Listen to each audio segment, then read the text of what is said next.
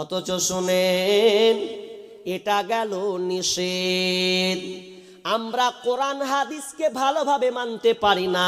আপনি একজন সুবিধাবাদী, যেটা আপনার সুবিধা হয় সেটা আপনি নিয়ে নেন, যেটা একটু কঠিন লাগছে মানতে পারি না, তখন ছেড়ে দিয়েছ। ছেড়ে দিলে এর বেলা ঠিক আছে, সামান্য কিছু যেটা অর্গানে লাগছে, বিবেকে লাগছে, ওটা মানছে। অথচ মা আয়েশা রাদিয়াল্লাহু তাআলা আনহা বলছেন, বিশ্বনবী আমার স্বামী আমাকে বলছেন, আয়েশা রে, কেউ যদি সকালে চাস্তের নামাজ 6 কিংবা 8 রাকাত পড়ে রে আয়েশা, তাহলে আল্লাহ তাআলা তার জন্য জান্নাতে একটি ঘর নির্মাণ করবেন।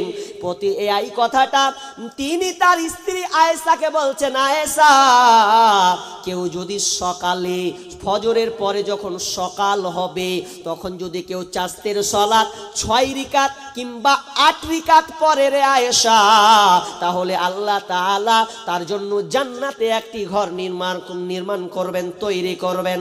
যখনই বললাম আয়েশা যেদিন এই হাদিসটা আল্লাহ রাসূল তার স্বামীর কাছ, আল্লাহ রাসূলের কাছ থেকে, অর্থাৎ স্বামীর কাছ থেকে যখন শুনেছেন, সেদিন থেকে আয়েশা বলছে, আমি সেদিন থেকে চাস্তের সালাতটাকে ধরে নিলাম, নামাজটাকে ধরে নিলাম, এই সালাতটা আমি কোনোদিন ছাড়ব না।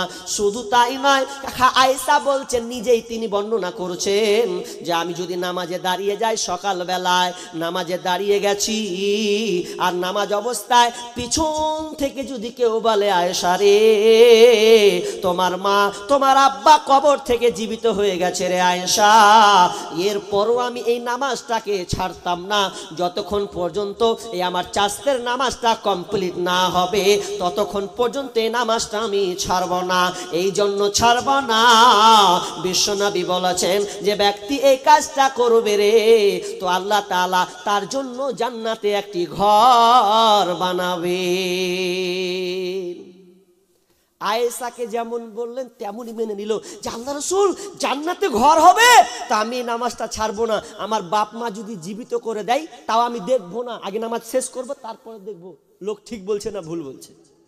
ওরা কেমন মেনেছে, যেমন বলেছে, যেমন বলা তেমন মেনে নেওয়া, যেমন বলা তেমন মেনে নিয়েছে। আহা, আর মেয়েদের কথা কি বলবো।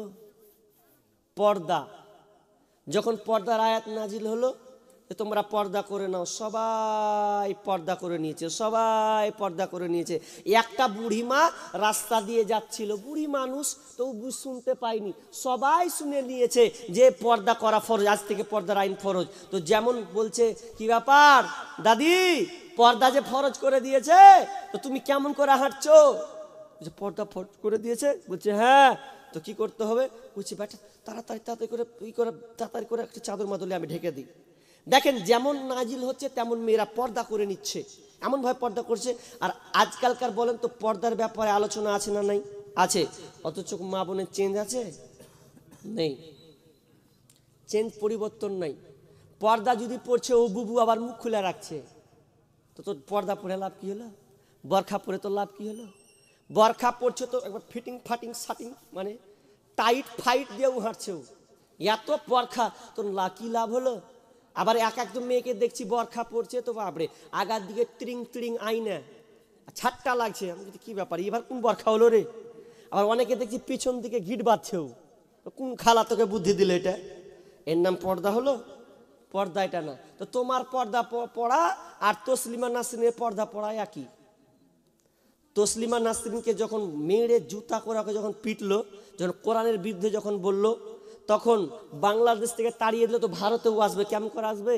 তো কি করছে জানছি কি, মানুষ আমাকে চিনে নেবে, তখন পর্দা করলো, বরখা পরে মুখ ঢেকে ভারত এসেছিল কলকাতার দিকে। তো ওই বরখা পরা আর আমাদের মা বোনদের বরখা পরা একই, কি লাভ হলো? ও তো আল্লাহর জন্য পড়েনি। যদি আল্লাহর জন্য পড়তো তাহলে গাদার পার্কে বসে বরখা পড়ে প্রেমিকের সঙ্গে ফাঁসাং ফাঁসাং করতো না? করতো? আপনি যান পার্কে, অনেক বরখা পড়ে আছে, বরখা পড়ে ও প্রেমিকের সঙ্গে হ্যালো হ্যালো লাগিয়ে দিয়েছে, ফুসুর ফাসুর চলছে। ও বলছে হ্যালো, কে কে? কইছে আমি কুতকুতি। তুমি কে? কইছে আমি কুতকুত। দুজনে কুতকুতি আর কুতকি লেগে গেছে। ই পর্দার কোনো হলো তো নাই। আসমা বিনতে উমাইস, ফাতেমার নানি। পর্দা কত গুরুত্বপূর্ণ দেখেন। ফাতেমা এমনই একজন মহিলা আল্লাহ রাসূলের মেয়ে, যেই মেয়েকে কেউ কোনো পৃথিবীর পর পুরুষ তাকে দেখেনি। কতটা লম্বা, কতটা ছোট, কালো না ধলো, বেটে কেমন, এই পরপুরুষ কোনো দিন এই ফাতেমাকে দেখেনি। তো এই ফাতেমাকে তার নানি আসমা বিনতে উমাইস ঘটনা বলছে। কিসের জানেন? তো হিজরতের, মানে আল্লাহ রাসূলরা মক্কা থেকে মদিনায় কিভাবে এসেছেন, এই হিজরতের দৃশ্যটা, এই কষ্টটা, এই পরিশ্রমটা নিজের নানি আসমা তার নাতিকে বলছে যে ফাতেমা, জানিস এই লোকেরা, তোর আব্বুরা কিভাবে মক্কা থেকে মদিনা এসেছে, কত কষ্ট করেছে। তো ওকে গল্প শুনেছে। তো গল্প শুনেতে শুনেতে শুনেতে শুনেতে ফাতেমার মন অন্যদিকে চলে গেছে। ও অন্যদিকে ভাবছে। একটা মানুষ যদি গল্প শোনায় যে, আর ও যদি অন্যদিকে থাকে তো রাগ উঠবে না? তোকে আমি একলাই গল্প শোনাচ্ছি, তুই এরকম করতে, মানে আমার কয়ে লাভ কি হলো, ঠিক কিনা? তো ওই রকমই তো হুড়া মেরে কথা, এই কি ব্যাপার, তোকে আমি হিজরতের কথা শুনেছি, তুই মন খারাপ করতে কেন লাগলি, অন্যদিকে মন টানছি? তে বলছে, নানি আমার, আমি আপনার হিজরতের কথা শুনতে শুনতে আমার মনটা অন্যদিকে চলে গেছে, আমার আব্বুর কথা মনে পড়ে গেল। আমার আব্বু যখন মারা যায় তখন আমি কাঁদছিলাম। তখন আমার আব্বু আমার কানে কানে বলেছিল, মা ফাতেমা রে, কানিস না কানিস না, আমি আজকে মারা গেলাম, 6 মাস পর তুইও মারা যাবি, বেশি দিন আর সময় নাই, 6 মাস পর তোর মরণ হয়ে যাবে, আর তখন তোর সঙ্গে মোলাকাত হবে। যখন এই ধরনের কিছু কথা বলা, তো ফাতেমা কান্নাকে বন্ধ করে দিলেন, দিয়ে বলছেন, বুবু জান, আমি যে মারা যাব, আর তো কিছুদিন সময় নাই, 6 মাস হতে এলো, তার মানে আমি মারা যাব। তো বুবুরে, আমি যদি মারা যাই, আমি বেঁচে আছি, আমার ইজ্জত, আমার আব্রু, আমার দেহকে আমি সব সময় ঢেকে রাখতাম, কোনো পরপুরুষকে আমি দেখতে দিই নাই, কিন্তু আমি যেদিন মারা যাব রে বুবু, সেদিন তো মানুষ আমাকে দেখতে আসবে, সেদিন তো মানুষ চিনে ফেলবে ফাতেমা কত লম্বা, কতটা ছোট, কতটা মোটা, কতটা পাতলা, এটা তো মানুষ বুঝতে পারবে।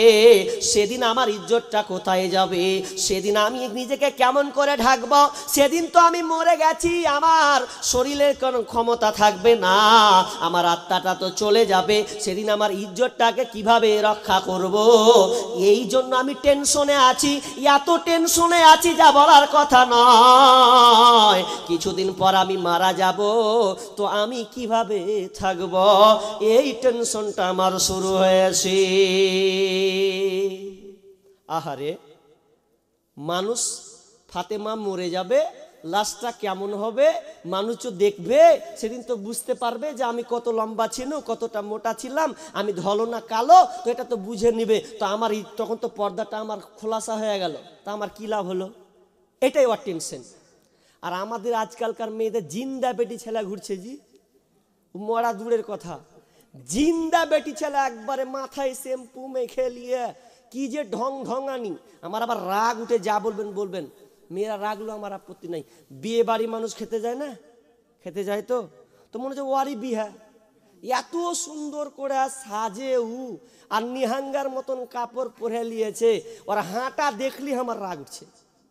যখন দেখবেন না অনেক মেয়ে আছে নিহাঙ্গা কাপড় পরে লেছে, লিপস্টিক গু লাগিয়ে নিয়েছে, দিয়ে একবার সুন্দর করে চুলটিকে একদম শ্যাম্পু মেখিয়া, আবার কত কুঙ্গলা ফিরে, ওদের সেন্টও আছে বলে, মেয়েরে ও রাস্তা দিয়ে হাঁটছে। তো আমি মসজিদ থেকে একদিন বের হচ্ছি, তো যদি মেয়েটাকে দেখছি, তো ও এই দুখানটা, আমার এই জুপাটা দেখছেন তো, এরকম নিহাঙ্গা টাইপের কাপড় থাকে, ও এখানটাকে ধরে মাকে এদের এরকম করছে, আমি বলছি তোর পাছায় একটা লাত দিলে ফেলে দেবেন মনে হবে।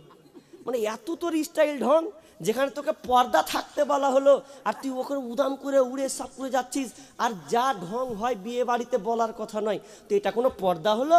মা বোন হাসলেন, কিন্তু বুঝার চেষ্টা করেন আপনার মান, আপনার ইজ্জত কত দামি। আল মারওয়াতু আওরাতুন, বিষ্ণু বলছেন মেয়েরা হচ্ছে ঢেকে রাখার বস্তু। কেন জানেন? মেয়েরা এই জন্য ঢেকে রাখার বস্তু। ইজা ফারাগ আল মারওয়াতু আওরাতুন, মেয়ে হচ্ছে ঢেকে রাখার বস্তু। এই জন্য যে মেয়েরা হচ্ছে দামি জিনিস, আর মেয়েরা যখন বাড়ি থেকে বের হবে তখন পর পুরুষকে শয়তান কি করে দেয়, সুযুক্ত করে দেয়, মানে কি আকর্ষণ করে দেয়।